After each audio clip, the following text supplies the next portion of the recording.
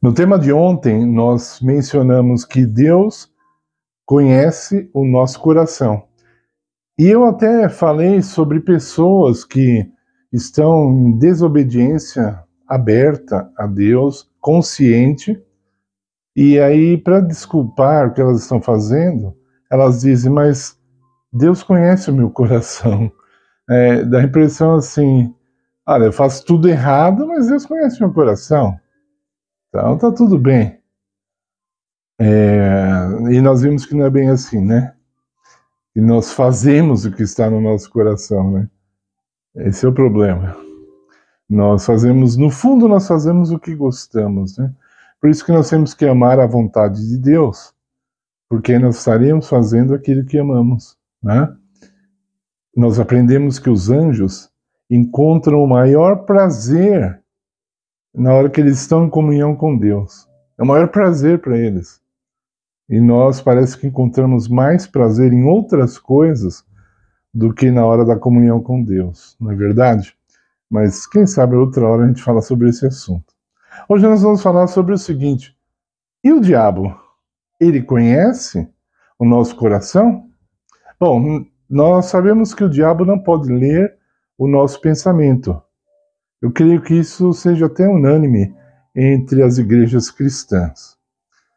Porém, Jesus deu 2 sinais de coisas que estão no nosso coração. Nós falamos no vídeo de ontem, se lembra? Uma era que a nossa boca fala daquilo que existe em abundância em nosso coração. Então, se o fulano só fala de futebol, é o que ele está consumindo, é o que ele está colocando lá dentro do coração dele. Não tem como ele falar que ele não gosta disso se ele só fala disso. Nós falamos daquilo que nos prende, né? Daquilo que, sabe, que está lá dentro, né? Que nós gostamos, né? Então, eu lembro de uma situação de uma mulher que estava traindo o marido dela e ela não parava de falar para o marido sobre um amigo do trabalho dela. Falava dele toda hora, até que um dia o marido descobriu que ela estava traindo ele com esse tal amigo. Porque a boca fala do que o coração está cheio. A outra receita que Jesus deu para nós descobrirmos, para servir de termômetro, nos mostrando o que tem em nosso coração, ele falou assim: aonde estiver o vosso tesouro, aí estará o vosso coração. Em outras palavras, onde você investe o seu dinheiro, o seu coração está ali. O seu coração vai junto com o local do seu dinheiro. Você deixa o dinheiro no banco parado, seu coração está lá, na sua conta bancária. Se você investe seu dinheiro para alimentar os pobres, seu coração vai estar ali. E alimentar os pobres vai ser a paixão da sua vida. Então, infelizmente, mulheres cristãs, por exemplo, não é só isso e não é só mulher, mas as mulheres parecem que se destacam mais nisso, né? Mulheres que dizem estar guardando a volta de Jesus e você vai no closet dela, tem 80 pares de sapatos e no mês que vem ela vai comprar outro. Precisa dizer alguma coisa? Ela ficaria surpresa se Jesus falasse para ela: olha, o seu coração está cheio de sapatos. Nunca percebi, será? Será que ele ia falar isso? Então, com esses 2 pontos que Jesus nos deu, nós podemos ver o que está dentro do nosso coração. Só que o inimigo também vê. O diabo, ele observa a vida dos filhos de Deus, especialmente. Por que especialmente? Porque os outros já são dele, então ele não se preocupa, já está no piloto automático. Eles vão fazer o que é errado, eles vão desobedecer a Deus, independente do diabo. Agora, quando uma pessoa está fazendo força para obedecer a Deus, ter comunhão com Deus, ela faz um esforço, ela se dedica, então esses daí são um alvo especial do inimigo, porque ele quer quebrar esse elo que liga essa pessoa a Deus. E então, ele observa essas coisas. Sobre o que ela gosta de falar. Onde ela gasta o dinheiro dela. O coração dela está ali. E ele prepara tentações especiais com respeito a essas coisas. E aí ele cativa a pessoa. Ela pode estar até inconsciente da obra do inimigo, como alguns ignoram que ele exista, mas ele está trabalhando. E ele trabalha muito, viu? Trabalha bastante. Não é igual político de Brasília, não. Ele trabalha muito para conseguir seus objetivos. Ele coloca toda a sua energia e toda a sua inteligência com o alvo de destruir a raça humana. Outra coisa importante que eu queria falar. Embora o diabo não possa ler o nosso pensamento, através, por exemplo, isso não é meu ramo, mas eu sei alguma coisa, através da nossa corrente sanguínea, ele chega muito perto de saber pelo menos que tipo de pensamento nós estamos tendo. Por exemplo, se eu estou tendo um pensamento sexual, ele não vai adivinhar que eu estou pensando na determinada mulher, não, mas ele vê pela corrente sanguínea, pelos meus hormônios, olha, nesse instante ele está pensando em sexo. Se eu estou com raiva de uma pessoa, mesmo que ela não esteja presente, de novo a minha corrente sanguínea mostra para o inimigo que eu estou tendo pensamentos negativos, destruidores, de raiva e coisas semelhantes. As nossas células são afetadas por essas coisas. Ok?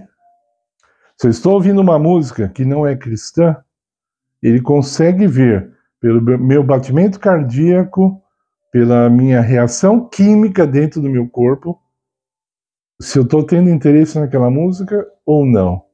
E se eu estou tendo interesse, por que eu estou tendo interesse? É por causa só do ritmo ou a letra dela tem alguma coisa a ver comigo? Né? Então, tudo isso ele estuda muito bem. Então, nós devemos tomar cuidado com o que nós estamos trazendo para dentro do nosso coração. Porque isso vai nos dar vitória ou derrota. Isso vai nos aproximar de Deus ou vai nos afastar de Deus. E é engraçado porque é uma decisão totalmente nossa, né? Nós é que vamos decidir o que vamos falar, nós é que vamos decidir onde vamos gastar o dinheiro. Se você enche a sua cabeça de pensamentos bons, como a palavra de Deus e coisas semelhantes, você vai falar de coisas boas. Se você enche a sua cabeça de coisas inúteis e fúteis, eu fiz até um vídeo falando sobre a futilidade. Nosso mundo vive numa futilidade tão grande, então não tem como, o coração vai ficar cheio de coisas fúteis, sabe? Como aquelas mulheres, anos atrás, que enchiam a estante de bibelô, uma coisa totalmente inútil, e juntava poeira e cafona, né? Parece que acabou, ou pelo menos diminuiu bastante. Será que nós estamos tendo uma vida cafona espiritualmente? Lembre-se, nós provocamos reações químicas que facilitam as tentações do diabo, sabia?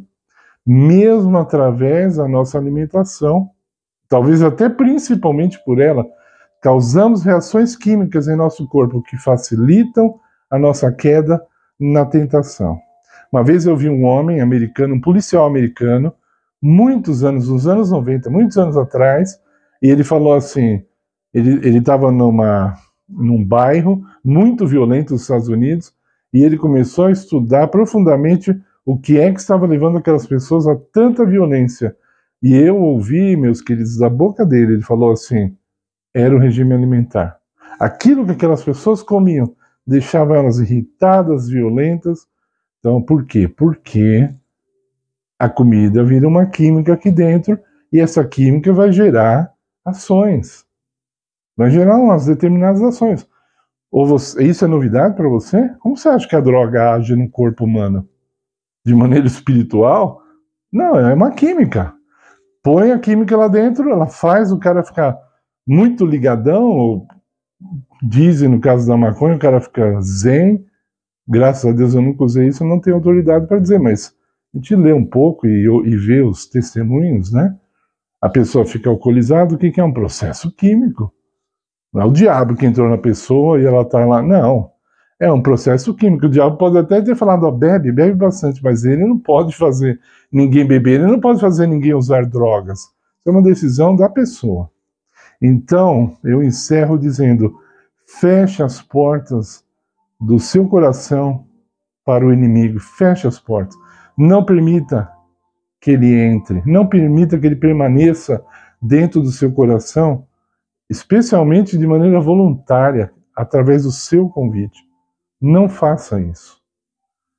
E agora deixe o seu like em nosso vídeo, se inscreva em nosso canal, participe através dos comentários, através das suas ofertas, através das suas orações para o nosso trabalho, porque pela graça de Deus, ele não vai parar até o dia em que Deus decidir que ele deve parar. E nós oramos por vocês em nome de Jesus. Amém.